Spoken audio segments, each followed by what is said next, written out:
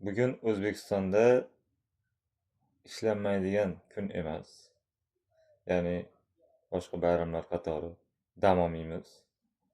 Lekin erkaklar bayrami, ya'ni bizni hurmatli jinsdoshlar bugungi shu bayram bilan o'zimiz tabriklaymiz.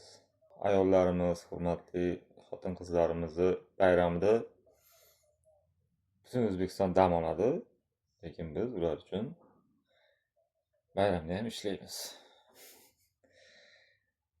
Yana bir gap aytgancha, 14-yanvar kuni Mudofaa vazirligi tizimidagi tashkilotlar dam oladi.